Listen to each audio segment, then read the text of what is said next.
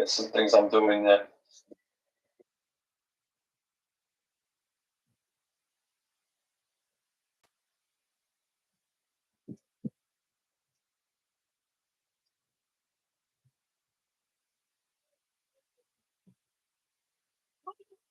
All right, we're live. Hello out there, and welcome to Jay and Giffer, another weekend edition, becoming a steady stream of weekend shows here. We have Jay just on an audio today, as we had having some technical difficulties, but we're here. We have Jay's voice.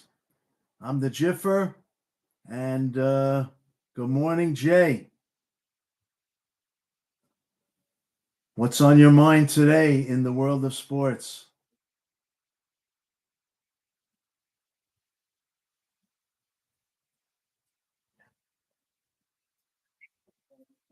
6 o'clock last night.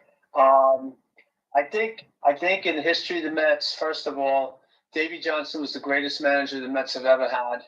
And, I'll represent that argument. And listen, it's not really an argument. I mean, you can't take away from Gil Hodges in 1969, so I respect that. But I'll tell you why Davey is the greatest manager in Met history. Well, Gil's managerial. It was, but the 2 years, almost similar to Davey. People thought, well, the 2 years after 1969 were kind of a letdown. And some people look at Davey's, managerial career that way. I'll start then with this. A very big parallel between Hodges and Johnson is this. Hodges was, we talk about like the perfect role and the marriage of the right actor and the right role, and sometimes it's a perfect marriage. I mean, a lot of our listeners won't remember The Fugitive with David Jansen, but that's a great example. You have the perfect actor playing exactly the right role, and it was magic. And Gil Hodges was an ex-Marine, and he had a bunch of very young players who were new to the major leagues, talented, but they needed that kind of disciplinarian. Tom Seaver gives him the most credit for his career was playing for Gil Hodges. So Hodges was the right manager for them. And then Coco, anyway. And Davey Johnson was the perfect manager for the 86 Mets. So where do I start here? So, well, I'm gonna do a bit about his playing career, and you can add on to this, but maybe a little later on. Go ahead. No, I'm laughing to myself. Oh, okay. All right. So he had two world championships as a player. He hit 43 home runs with the Braves in 1973. Believed to this day it's the only time you've had three players on the same team with 40 or more home runs. That was Hank Aaron. Even to this day? I believe so, but wow. We would need to we'll have to ask Eddie Sklazzeri to research that. Yeah. But it was Darrell Evans and Hank Aaron. Davey also said he learned a great deal from playing with Hank Aaron, which was interesting. Now, he was a Gold Glover at second base. He grew up with Earl. Now, this is important. He grew up with Earl Weaver, and he always had the type of brain he was always managing the game along with, as the game was happening, who he would bring in, where they would position the players, what pitches they would throw. Davey was a very interesting person. He was a licensed pilot. He had an advanced degree in applied mathematics. He was knowledgeable about the computer, like way before everyone was on the computer. He was a licensed real estate agent. He did a lot of interesting things in his life. So that kind of inquisitive mind, very intelligent guy, very inquisitive. He would but he would talk with Earl Weaver a lot about Weaver's strategies and why he did certain things. And like Weaver, Davey was not a guy who liked to bunt too much. He was not a guy that switched, which I loved about him. I mean, look at modern day baseball. He wasn't trotting different pitchers out all the time. Of course, in that era, it was about complete games. But I love the way he managed. Now, his career with the Mets. So he managed 5 teams in the major leagues. 4 of them he guided to the playoffs. the one team I don't even remember very vividly at all that he managed was the Dodgers. That's interesting to me. He managed them in '99 and 2000. Yeah, I don't remember that either.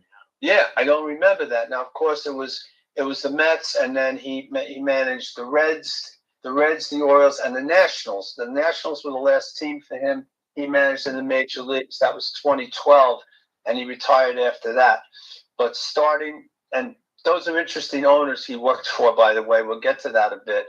But the Mets were terrible for 6 years, and then 1983, the Mets won 68 games. They hired Davey Johnson, and this is important. When Davey's press conference, when he was introduced, he said, "I want to thank Frank Cashin for finally having the intelligence to hire me." And that's a very important statement and famous quote from him, because Gary Cohen was saying last night that he's worked with 14 Met managers, and he said by far Davey Johnson was the most confident Met manager.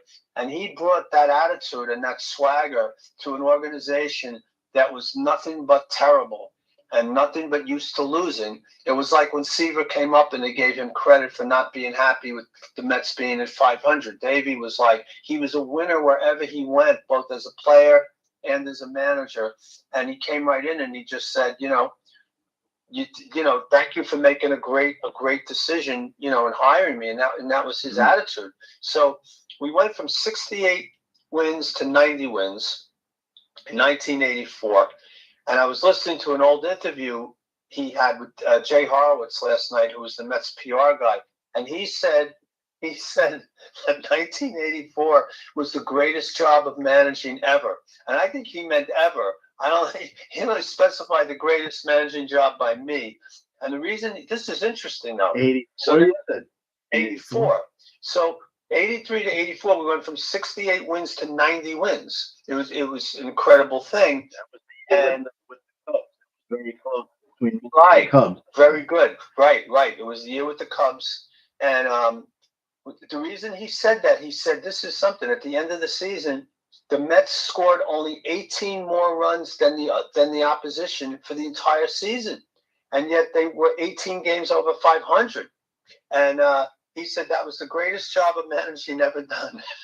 It's just because he was basically saying we really weren't that good, but we managed to win 90 games. So the big thing in 84 was that he had been a minor league manager in the Mets system for a couple of years, AA Norfolk, AAA Tidewater, and he knew the talent that was in those minor leagues. And some of the talent was kind of subtle, guys like Backman and Gardenhire. But he knew about them, and of course he knew about Gooden. So he had a major conflict and confrontation.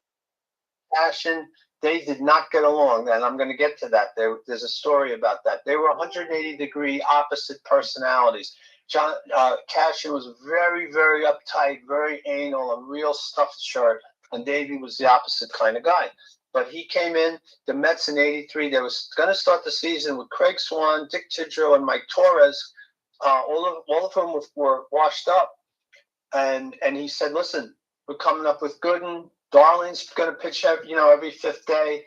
And he got his way. He got his way with Cash. And, of course, Gooden went like 7-6 the first half of the year, and then something like 10-2 with like a million strikeouts the second half. So it was clearly the right call. So he went from 68 to 90. And again, with the Met personalities, that was a crazy bunch of guys. Like you could almost call it, they qualified as a team that should have gone into like alcohol and drug rehab. I mean, he had a lot of crazy characters. He had Gooden, he had Strawberry, he had Mitchell, he had Backman, he had Dykstra, he had Ojeda. These were crazy, heavy partying guys. And his thing was, I don't care what they do off the field, as long as they do what they need to do on the field. He's not a father. He was like a live and let live kind of guy, and perfect match for that team. So he just let them play. Keith said last night, Keith Hernandez, that Johnson made him a much better player because after playing for Herzog and then going to play for Davey, he said Davey just, not only did he let him play, but another thing Davey did, because Cashin told Johnson, listen, we've got cliques in this clubhouse. And Davey said, well, there's two things I'm going to do to get rid of the cliques. He says, team chemistry depends a lot on everybody knowing their role. So he said that's one thing. Every single player on the team knew exactly what their role was. And he said the other thing he decided to do when he came in, there were Carter guys. Well, this was obviously was starting in '85. There were Gary Carter guys and there were Keith Hernandez guys. And he decided he was going to make them co-captains. And he thinks that did a lot to just, break away the cliques. What say to the critics that say, well, they only won one World Series in his years, and that was with a little bit of luck. Well, yeah, in the postseason, yes, it was some amazing tight wire games.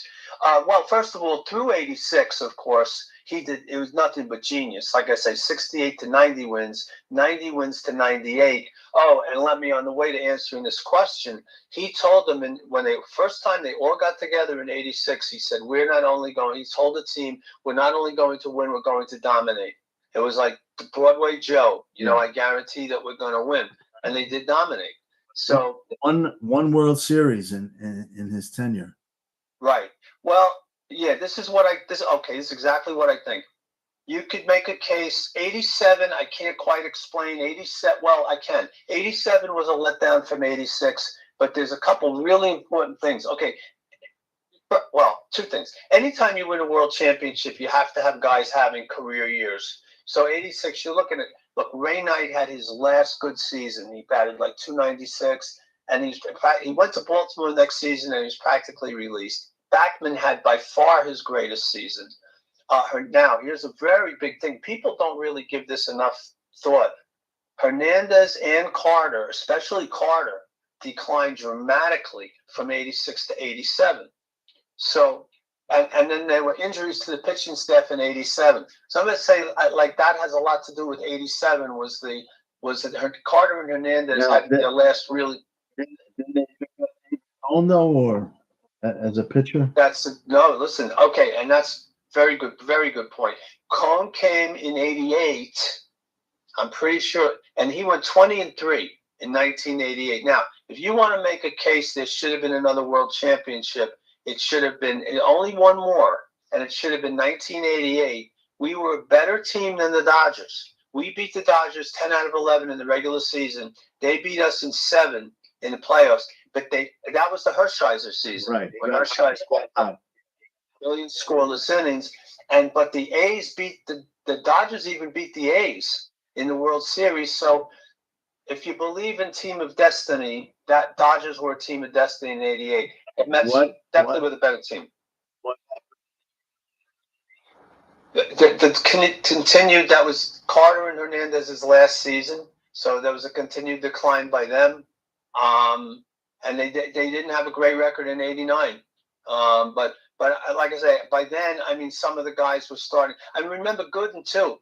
Gooden went to rehab in the beginning of '87. That's another thing about '87. Gooden didn't pitch until June. Then Gooden started having his troubles. You had Carter had like 5 or 6 home runs in 1989. Hernandez, that was his last season. Backman was gone. Backman had the one great year. He was in and out. They did make a bad trade. They traded Dykstra, which, he was a knucklehead, but he was a great player. So that was that. That trade, which is not Davey's fault, they got like Juan Samuel, and someone else. So I'm just going to say that '88, I could make an argument that they had a good enough team to go all the way, but I don't believe so in '87 or '89. So I think that's an overrated criticism. And Davey managed in '92 or '89 was his legend? So yeah, Davey managed in '89. In '90, he started the year 20-22, and he was fired. And Cashin never liked him. They had a big conflict. Davey was a player's manager. Go ahead. Who took over for him? Dallas Green or Bud Harrelson? Oh, Buddy Harrelson. Yeah, okay. And they had a big winning streak when Harrelson first took over. But Harrelson was a bad manager, and that became apparent later on. All right. With Cashin, there was a story. So when they won in '86, they apparently the team trashed the plane, which I guess was not that unusual for the Mets. And Davey made a cryptic comment. He blamed it on the wives because the wives went on the plane that time. They usually did. But the significant thing was that it's like a $10,000 damage, and Cashin said, "I'm going to make you all pay." It was a letter he wrote. "I'm going to make you all pay." Davey stood up in front of the team on the plane and ripped up the letter, and Davey paid for it himself. So the players loved him, and that's another example of how he let the players play, and he had their back, and he was very astute. He paid a lot of attention to a lot of things that maybe weren't so prominent, that he demanded from Cashin. He wanted to get 2 role players at 86 teams. He knew Backman was not going to be able to hit lefties. He knew Ray Knight was not going to be able to do very poorly against righties. So they brought in Hojo and they brought in Tuffle. So he's not only getting the stars, he had the role players lined up. And Keith said something really interesting yesterday. He said Backman may possibly have never made it to the major leagues if it wasn't for Davey. He knew what his heart was, and he knew the potential, and he had that great season. So players really played for him. Oh, and I know we're getting out of time, close to time here, but my favorite all-time thing about Davey, we lost the first 2 games of the 86 series in New York. Now we're down 2-0. The great 108-win season is on the line. We're going to Boston, down 2-0, and he gave them the day off before we played the game 3 in Fenway, which Dykstra started off with a home run, and we won 2 out of 3. But I think that psychologically, that's a great example of him knowing when to take his foot off the pedal and doing the right thing. I just feel like that always was a brilliant decision. I don't think hardly any managers make. They're gonna we got to get acclimated to Fenway. We got to have a workout. We got to get used to the Green Monster, and he didn't do that. Now, Davey as a player, I didn't realize he was on the '66 Orioles too. Yeah, he was 66 and 70 within championship teams. Right. So now here's my question about Davey's playing career. 1972 home runs, 5 home runs in 120 games he played. Do you know how many bats? In 1972, the number of at-bats was 376. Okay. The year before, he had 510 at-bats, and he hit 18 home runs. Okay. Now we go to, well, here's the question. So now 1973 in the launching pad in Atlanta, 43 home runs.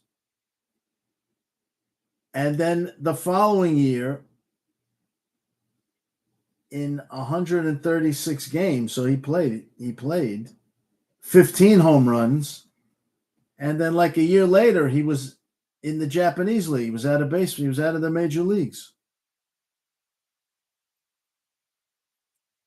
I don't know. Was it the launching pad? Was it something else?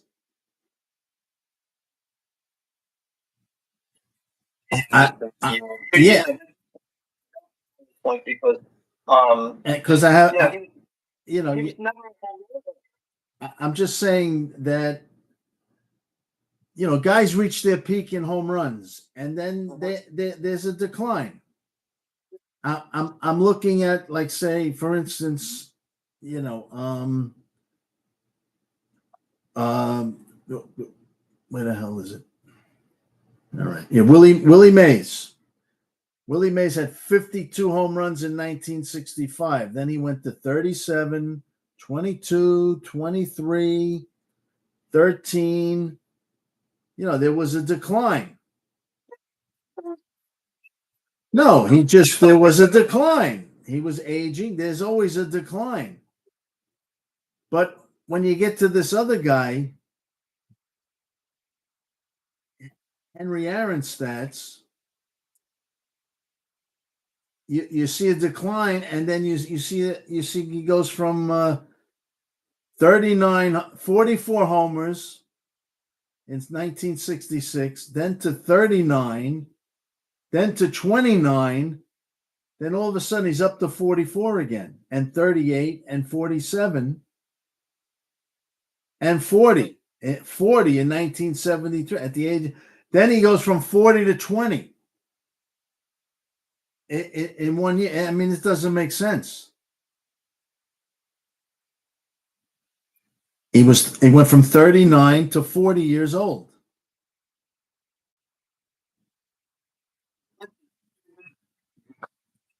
But Well, no, he was 44 home runs. Then he went down to 39, then down to 29 in 1968. Then he goes back up to 44 and 38 and 47. Then he goes down to 34. And then the following year, he goes up to 40.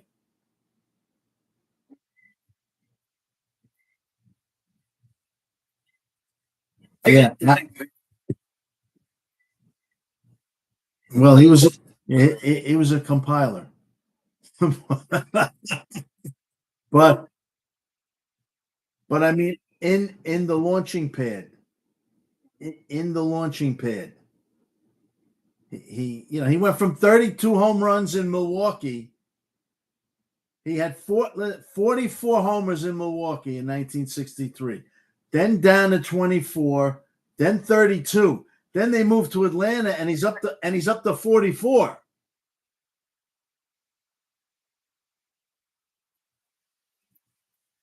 The launching pad. The launching pad. Well, all right. Anyway, as those are my questions of the day. Well,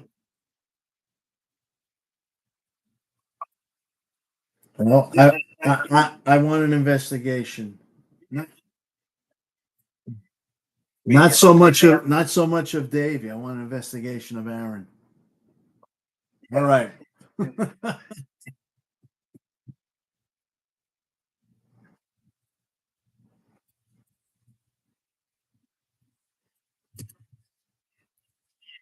Because Stephen Hernandez died of Alzheimer's, and in Brooklyn they had the Jacqueline Hernandez Adult Daycare Center. So they raised money every year, and he would invite a lot of the 69 Mets back to that. I was very lucky. I got to go because everybody knew I was a Met fanatic. I sold advertising into newspapers that I worked for. So, I got to meet a lot of the 86 Mets because of that. So they always had three honorees. This is I think this is a very important story. And two of the honorees, the last year I went, were Frank Cashin and Davey Johnson. Now everybody knew that they didn't like each other. What year was it? Oh boy. Was it the 80s or after that? No, the dinner was 90s? Definitely 90s, yeah. Maybe even 2000. I mean, it was way later on after everybody retired. Yeah, Cashin was not with the Mets anymore either. No, been a long time. I don't know what happened. I think he probably retired. But in any case, the story is that there's three honorees. I don't remember who the third one was. Davey got up and spoke first, and Davey went out of his way to praise and thank Frank Cashin for the 69 Mets and say, without Frank Cashin, it never would have happened. Cashin got up after him. Not one word about Davey Johnson. I mean, it was stunning. Like private people would turn around looking at each other. Well, afterwards, I went out of my way to meet Davey Johnson, and I just said that was very classy, what you did, what you said about Frank Cashin, and very disappointing that he couldn't say a kind word about you. And Davey looked at me and he shook his head and he said, thank you. So that's my little personal story. That's all I have. That's great. You got to meet him. That was great. I got to meet him. Yeah, the greatest manager in Met history. Yep. So all right. We got to go. But let's do a pennant race show during the week. All right. Yeah, maybe Wednesday or Thursday we can get something going. Sounds good to me. Stay tuned, folks. Stay tuned for the next show. Jay and the Giffer on Real Sports Talk.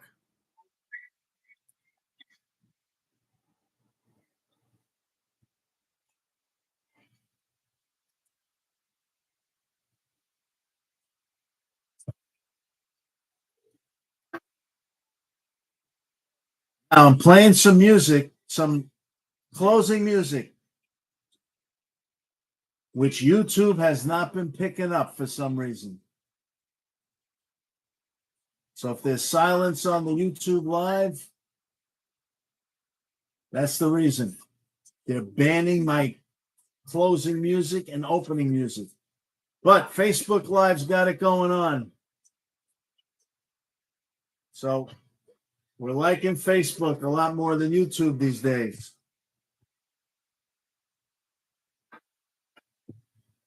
Thank you for watching, everyone.